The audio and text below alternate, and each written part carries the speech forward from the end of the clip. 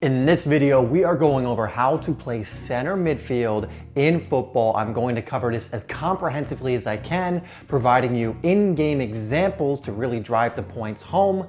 That's coming up next. When I'm busy doing totally legitimate things, I rely on OneFootball to give me all the news stories, fixtures, results, and more from the world of football. Download it for free today. Hey guys, if you're new here, my name is Dave and this is Simply Soccer, where we release weekly soccer tip, technique, and training videos, all designed to help you improve your game and stand out on the pitch. So if you haven't already, make sure you hit that subscribe button and that bell icon so you don't miss any of the new content that we release. Now, in this video, I want to go over how to be a center midfielder specifically, and give you kind of a complete guide, a general guide that's going to help you play this position more effectively, learn some things that can help you improve your game in this area, and also give you some other ideas that are just going to help you elevate your game in this position. So let's get right into it. So the first one is an idea that you need to take into your games and also to practice for, and it's probably the most simple on this list, but it's keep it simple in the middle. Now, this won't be all the time. There will be more times where you'll be able to express yourself in the center of the park, but for the most part, it's gonna be congested, space is gonna be limited, and there are gonna be guys on you right away. And if you're trying to be too complex all of the time, or even most of the time, you're most likely gonna lose the ball, and losing the ball in the middle is definitely not where you wanna lose it. That makes you more susceptible to counterattacks, and it just makes it very dangerous for your team. So in general, you wanna keep it simple, 1+2 touch passing, first time passes, and playing it very quick, which we'll go over later in this video. But make sure for the most part, you're keeping it simple, you're keeping it tight, you're keeping it quick, and you're not trying to do anything too complicated. Now, number two actually really complements the last one, and it's to pass and move. Now, this is a problem a lot of players have, not just in the center midfield position, and even pros sometimes, lose their concentration for a moment and don't do this. And it's pass and move. And usually when you're younger, this is supposed to get drilled into you. Once you pass, you got to find some more space or get out of the space you're already in so that someone else can move into it. But if you just pass and admire your pass, or you just passed and stand still, you're very easy to mark, and you're also not creating space. You're not getting out of that space so someone else can move into it. You're not making yourself available again for your teammate who you just passed the ball to. You're not drawing defenders with you. So not moving after passing can really be a detriment to your team, especially if you're doing it often. And so this is something you really need to drill out of yourself. So when you're doing your drills with a partner or by yourself, get used to passing and then moving.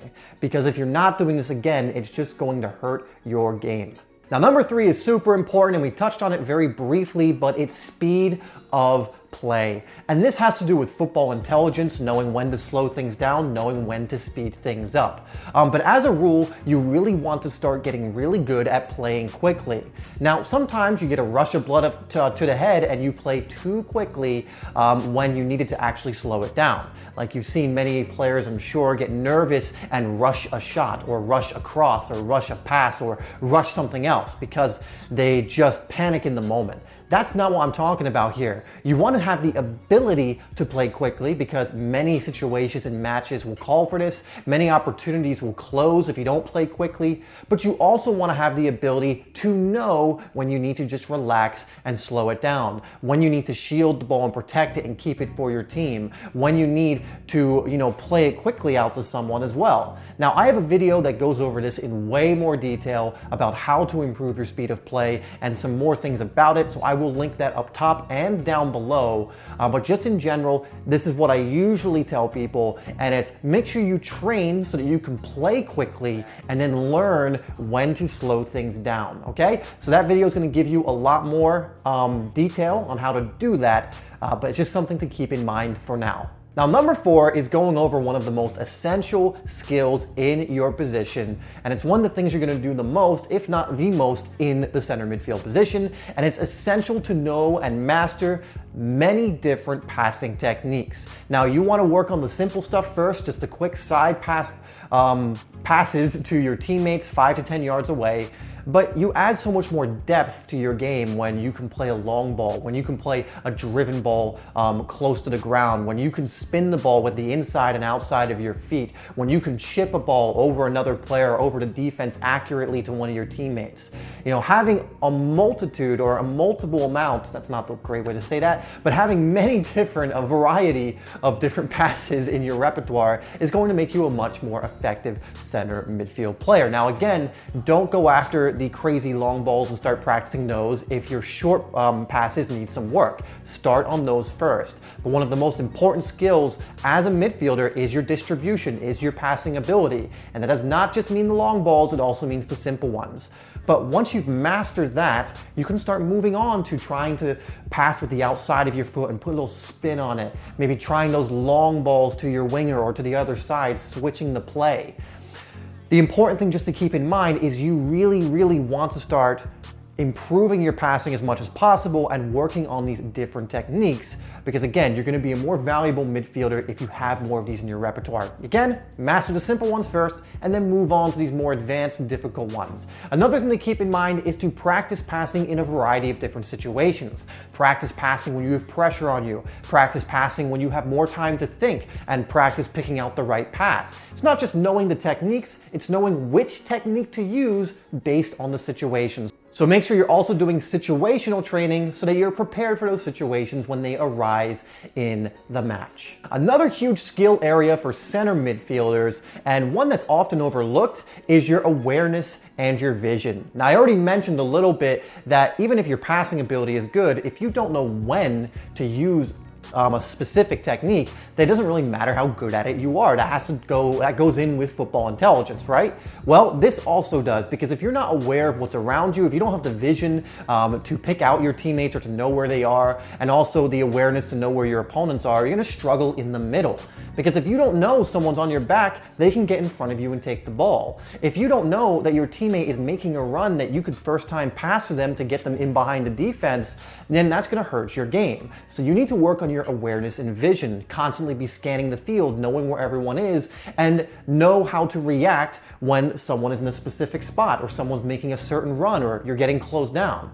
You know, this is just going to help you operate more effectively in the middle. Now, this is another one I made a video on that's more in depth, how to improve your vision and awareness in soccer, in football. So I will link that up top and down below. But just know that this is one of the most important things for you to learn. And it's a weird one because it's not necessarily a physical skill with the ball. It includes way more than that, but it is so important for midfielders who need to know where everything is. So make sure you're working on this area. And again, by checking out that video I've linked down below, after this one, you're gonna learn how to do this more effectively. The next one is positional discipline. You know, sometimes it's very easy to get caught up in the glamour of being a center midfielder. You know, the more fun things like playing that through ball, you know, getting those assists, those tidy passes in the middle, the moves you get to do one-on-one with people or to get out of a tight spot, the goals that they score, that it's easy to forget that there's also defensive responsibilities, quite a few, for center midfield player. And so I just want to remind you that being a center midfield player is not just about attacking and supporting the attack and getting involved in it. It's also about keeping your discipline defensively. Now, a lot of defensive discipline is going to come from positional discipline, being in the positions you need to be in order to make it difficult on your opponents, being on the man that you need to be on,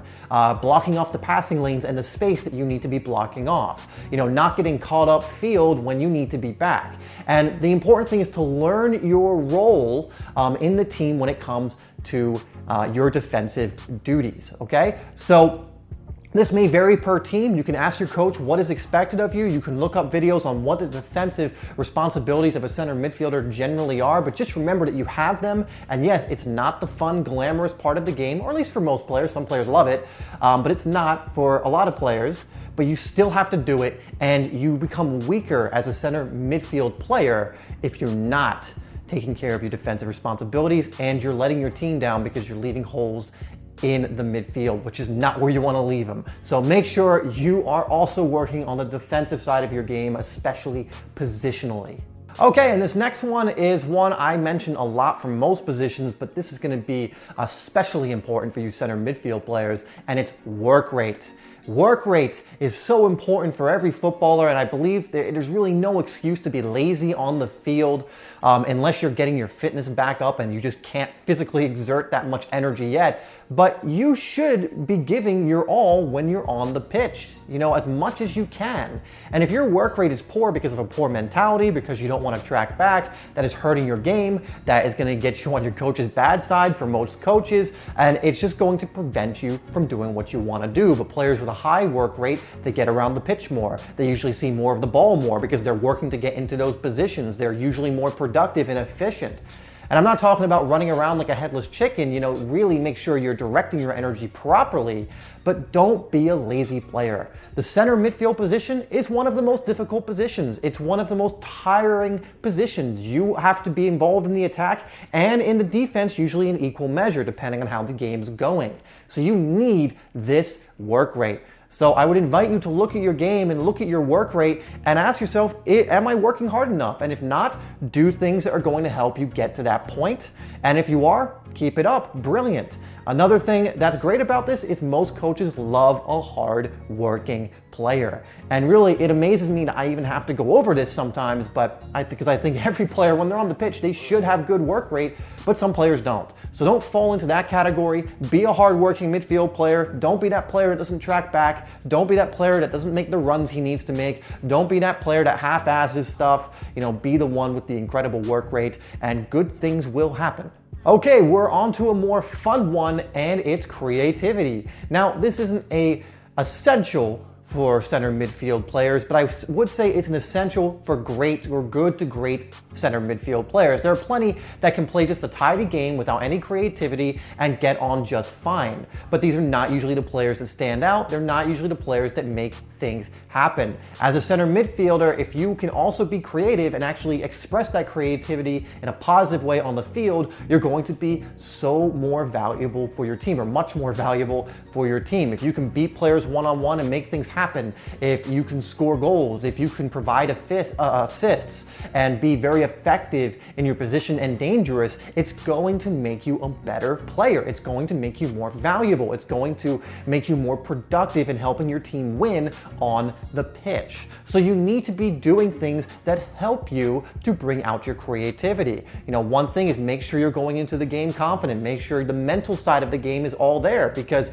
even if you have the ability to be creative, you have the skill, you can shoot, you can score, all that stuff. If the mental side isn't there, if the confidence isn't there, you're going to fail to do all that stuff, at least consistently.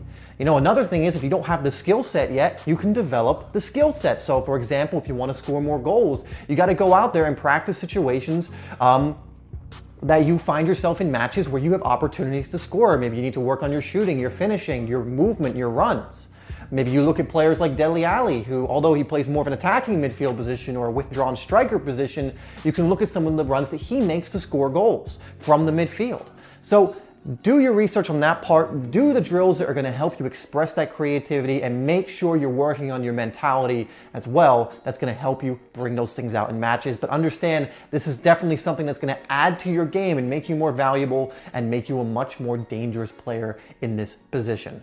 Okay, number 9 is decision making. Another one that is so huge when it comes to this position, because the center midfield position can be very precarious, because you have the ability to make a lot happen, but if you make a mistake also, and a pretty bad mistake, it can lead to the other team scoring, like losing the ball in the midfield or allowing the other team to counterattack when that happens. And so it can be very precarious to play this position, meaning your decision making has to be really good. Your football intelligence has to be really good. You can't be giving the ball away all the time. You can't be caught in possession. You can't be having passes cut out and intercepted all the time, because it's going to hurt your team. And from a more attacking perspective, if there's openings for your team all the time and you are not exploiting those openings, you're playing too slow, or maybe you're playing too fast. You can't play that simple through ball to put your teammate in behind because your decision making isn't so great, or maybe you have one teammate wide open and you don't see him because your awareness isn't great, and you lose that opportunity. So your decision making is going to be huge, especially as a center mid, because a lot of the plays are going to go through you. A lot of plays go through the middle. You're going to be asked to dictate the tempo sometimes. You're going to be asked to be the focal point of a lot of attacks, or at least least to get them started. So your decision making needs to be good. Now again, I've made another video on this specifically that goes into how to improve your decision making. I'll have that come up and link it down below, but keep this in mind. I mean, this is one of the most important things in all of football is your decision making, because again, you could be the most creative player, you could be the most skillful player, you could be the best goal scoring midfielder as far as ability and your ability to do it technically, but if you're not making the right decisions, then you're not going to be able to express that. All right guys, so last one I want to leave you with is to master the fundamentals. And this might be a tiresome or one that you're tired of hearing, but the fundamentals, especially in the midfield where you usually need to keep things simple, is so important. You know, your control of the ball on the ground, in the air, needs to be phenomenal. Your use of your body, another thing I didn't mention, but your use of your body, being able to protect the ball, another fundamental, is so important. Your ability to pass is so important. Your ability to be creative, have good awareness, have good intelligence, and make good decisions in there. Your ability to move in and out of space. All of these fundamental things that you learn young are still so important now. It's why you learn them so young, right?